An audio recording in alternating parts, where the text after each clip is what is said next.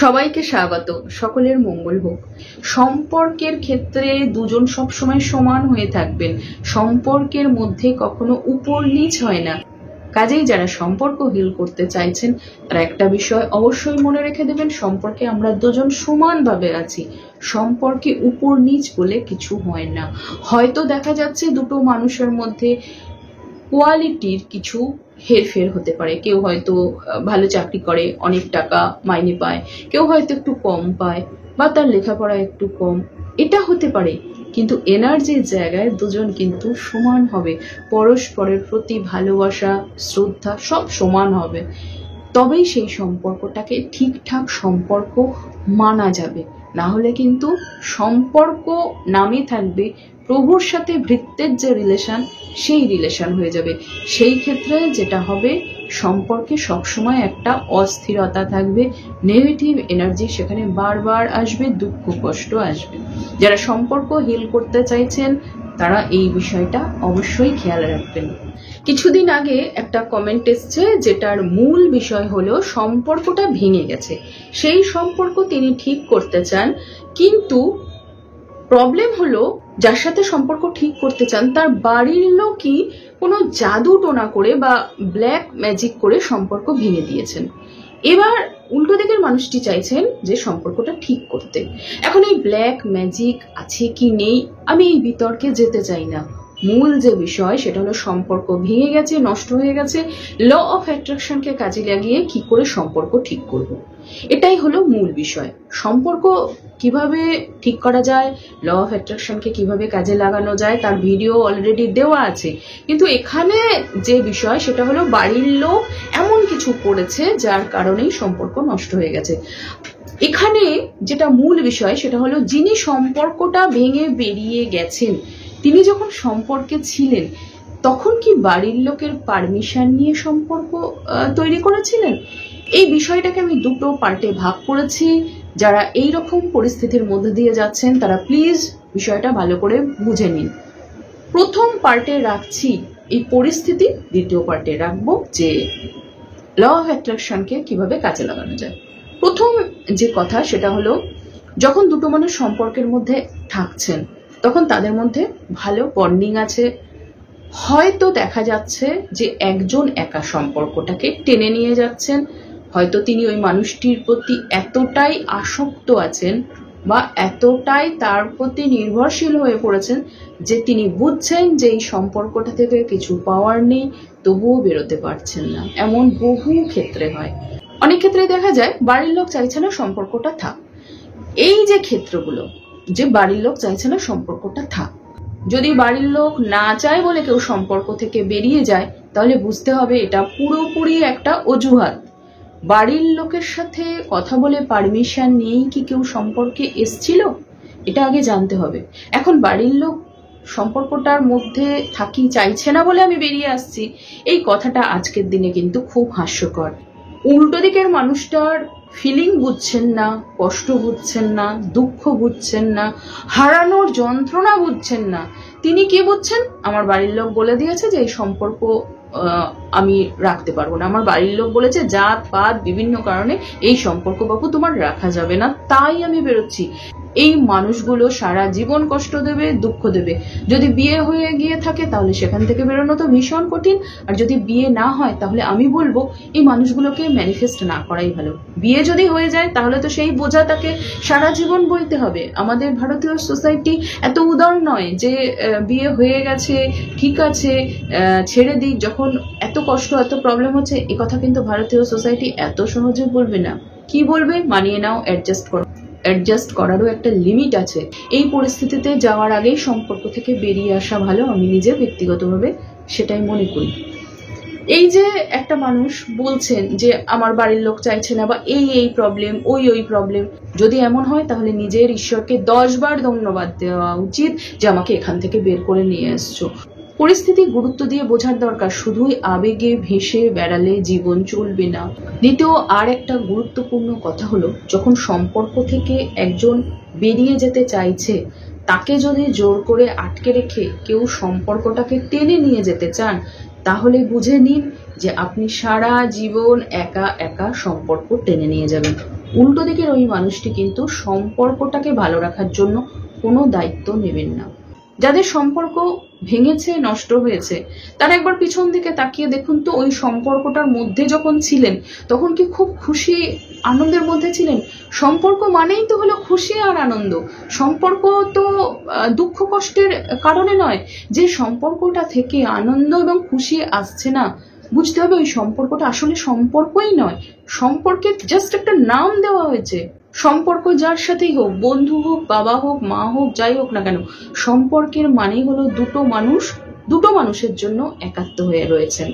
মায়ের সাথে সন্তান হতে পারে, পিতার সাথে সন্তান হতে পারে, যাই হোক না কেন। যাদের সম্পর্ক ভেঙেছে বা যারা এইরকম সম্পর্কের মধ্যে আছেন, ভাবছেন যখন তখন ভেঙে যেতে পারে, তারা কিন্তু একবার বিষয়টা ভালো করে ভেবে দেখুন যে সম্পর্কটাকে আর টেনে নিয়ে যাব কি না। দুটি ছেলে মেয়ের মধ্যে 1 বছর, 2 বছর, 1 মাস, 3 মাস, যতটুকু সময়ই সম্পর্ক থাক না কেন, যদি বোঝা যায় যে সম্পর্কটা একাই টেনে নিয়ে যাচ্ছি, উল্টো দিকের মানুষটির কোনো দায়বদ্ধতাই নেই, তাহলে ওই সম্পর্কটা আরো অনেক দিন ধরে বা বিয়ে করে পুরো জীবন ধরে টেনে নিয়ে যাওয়া অর্থহীন। একতরফা সম্পর্ক হয় না, সম্পর্ক দুটো মানুষের মধ্যে।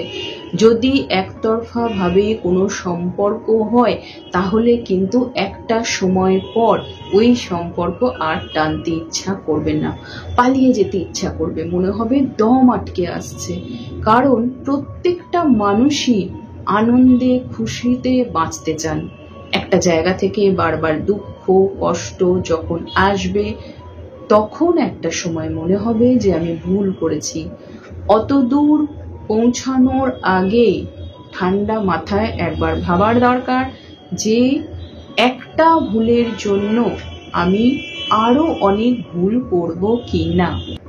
যদি এমন হয় কেউ সম্পর্ক ভেঙে চলে গেছে আর উল্টো দিকের মানুষটি শুধুই কাঁদছেন, শুধুই দুঃখ পাচ্ছেন, শুধুই কষ্ট পাচ্ছেন, অপেক্ষা করছেন সে কবে আসবে, এইরকম পরিস্থিতিতে যিনি ভেঙে পড়েছেন তার একবার ভেবে দেখা দরকার, যিনি ছেড়ে চলে গেছেন তার থেকে বেটার কিছু কি আমি পাওয়ার যোগ্য নই?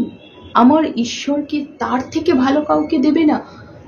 এই চিন্তাটা একবার নিজের মনে আনার দরকার আছে। যদি সে নিজের ইচ্ছায় ছেড়ে চলে যেতে পারে, তাহলে আমি কেন তার জন্য এত হতাশ হয়ে পড়ছি? আমি কি এতটাই অযোগ্য যে ওই মানুষটিকে ছাড়া আমার জীবন চলবে না?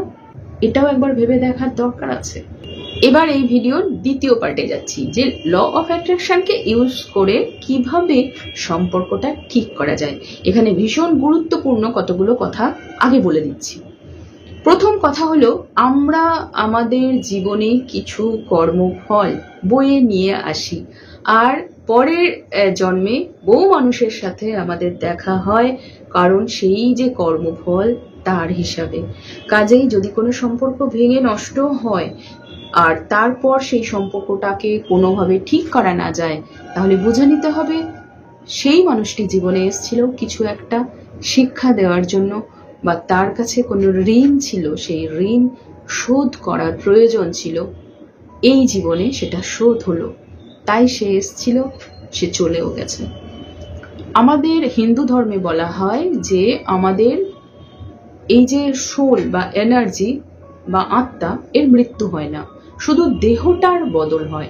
এই যে দেহটা ধারণ করে রয়েছি, আমাদের যে বিভিন্ন রকমের চিন্তা, হাতে পায়ে যে কাজটা করছি তার কারণেও কর্মফল তৈরি হবে, আমরা মনে মনে যা ভাবছি তার কারণেও কর্মফল তৈরি হবে। যখন আমি এই দেহ ছেড়ে চলে যাব, আমার কর্মফল কিন্তু আমার যে এনার্জি বা সোল তার সাথে যাবে। কাজেই যা বয়ে নিয়ে এসছি তার কর্মফল এই জীবনে বা পরে কোনো জন্মে আমাকে কিন্তু ভোগ করতে হবে। ল অফ অ্যাট্রাকশনের বিভিন্ন টেকনিকের মধ্যে কোনো যে টেকনিক, সেইটা হলো সম্পর্ক হিলের জন্য বেস্ট একটা টেকনিক। সেই টেকনিক অলরেডি চ্যানেলে টেকনিক্যাল প্লেলিস্টে দেওয়া আছে, যারা চাইছেন এই টেকনিক করতে তারা ওটা একবার দেখে নেবেন। এছাড়া লাভ ভাইব্রেশনও পাঠানো যায়, সেই টেকনিক কিভাবে করতে হয় সেটাও টেকনিকের প্লেলিস্টে আছে। দুটো ভিডিও দেখে কিভাবে করতে হয়, কি করা যাবে না, সেগুলো একবার চেক করে দেখে নেবেন, তারপর করবেন যারা সম্পর্ক হিল করতে চাইছেন।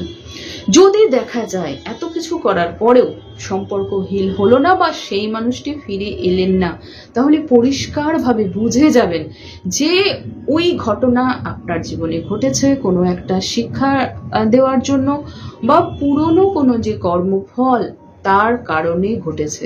ওটাকে একদম ছেড়ে দিন, লেট গো করে দিন, ইউনিভার্সের উপরে ভরসা রাখুন, আপনার নিজের ঈশ্বরের উপর ভরসা রাখুন এবং এটা বিশ্বাস করুন আপনার জীবনে ভালো কিছু অবশ্যই আসবে।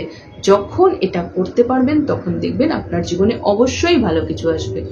ল অফ অ্যাট্রাকশন হলো একটা ল, যে লটা তার মতো করে চলবে, যে লটার ব্যাপারে একেবারে পুঙ্খানুপুঙ্খ বহু মানুষই বুঝতে পারেন না এবং বুঝতে পারেন না বলে নিজের ভাগ্যকে দোষ দেন, কখনো কখনো নিজের ঈশ্বরকেও দোষ দেন।